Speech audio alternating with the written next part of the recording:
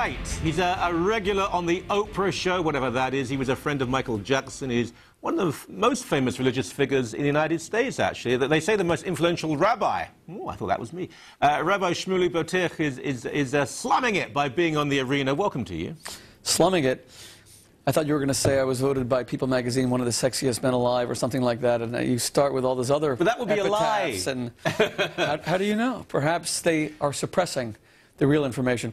It's good to be back on your show, because I had done your show... the old show, years ago. That's right, and it's so nice to see you again. Thank you for having me. It's mutual. Now, you've written all sorts of books, but kosher sex was you know, a real favourite. But this one, kosher Jesus, because I was reading an article, and I remembered you, I enjoyed our interview very much, and it had some Jewish figures, Orthodox Jewish figures, who were very angry with you, saying this book was a banned book now, should not be read. Why? I actually paid them to ban the book. No better way to create a bestseller than for a book to be banned. True. I think Jews remain very uncomfortable with the subject of Jesus. Let us recall that for 2,000 years, Jesus, Christianity were the sources, world sources of anti-Semitism. We were accused of having killed Jesus. We were subjected to endless pogroms, crusades, expulsions, inquisitions. But things have now completely changed. That's what's so interesting, and that's why I think this book is so timely.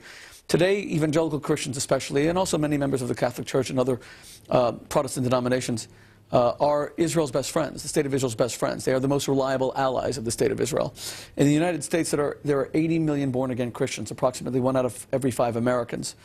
And their stalwart support for Israel is largely is something that no Jew and the Jewish state can take for granted. And what we're seeing is a greater trend now among Christians to want to discover the Jewishness of Jesus. They know about the Christianity of Christ, but they don't know about the Jewishness of Jesus. And in the final analysis, the truth of the matter, of course, is that the religion of Jesus was Judaism. He practiced Judaism. He worshipped the Jewish God.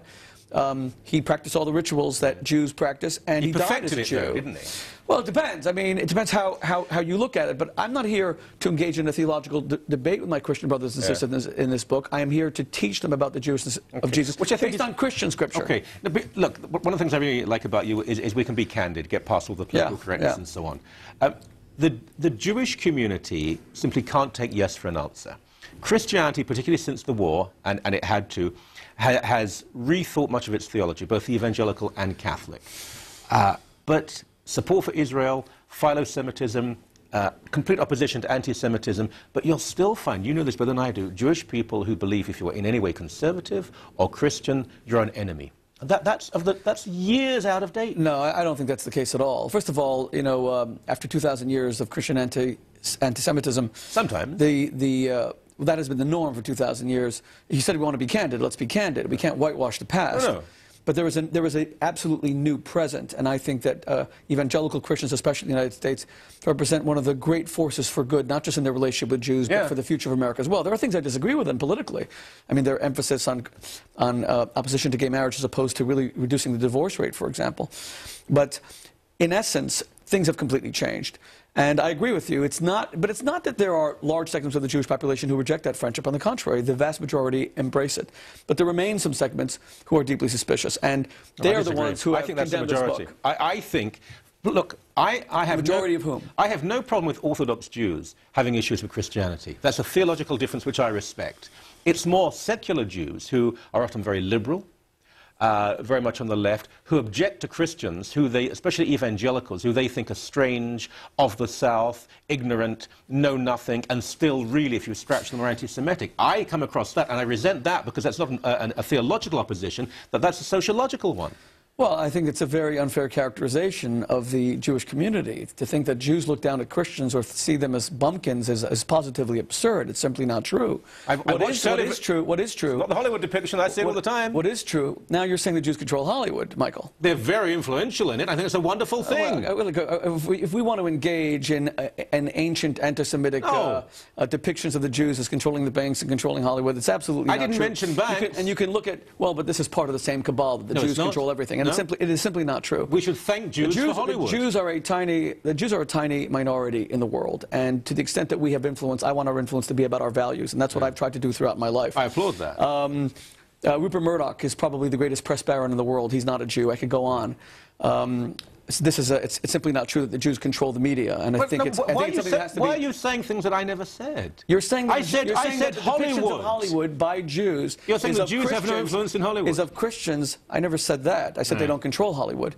You said that the Jewish depiction of Christians, Jewish because the Jews, you said, control Hollywood. No, I didn't say that at all. Okay, so let's go back. Yeah. You said that the Jews, have that still within the Jewish community there is a view that somehow Christians are southern, bigoted. If you scratch them, there's anti-Semitism there. And I would stand by that. I think that's a general view. Then when I asked you to justify that, you said that's how they're depicted by Hollywood. And I think A equals B and B equals C, A equals C. And I think Hollywood invariably does that and far worse. What does that do with the Jews?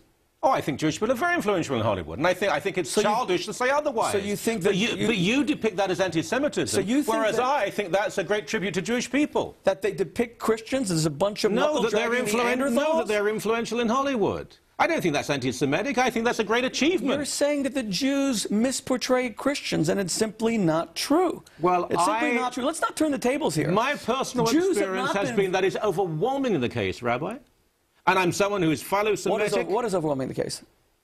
That the depiction of Christians within, not Orthodox, within secular Judaism, is one of negativity. That Where? They say they... Give me an example. They say that... You keep on saying Hollywood. Are you going to let me finish the comment or not? Because I'm shocked by what you're saying. Well, I'm positively shocked. Truth could be shocking. This is not truth at all. If you scratch the surface... If you scratch the surface, their support for Israel it's really about end times theology, which isn't true. There's still anti-Semitism there. The depiction of Pope Pius during the war. This all has to change. Christians, thank God, have changed in the past 50 years. I want a meeting in the middle. Is that such a bad thing to say? These are totally different issues.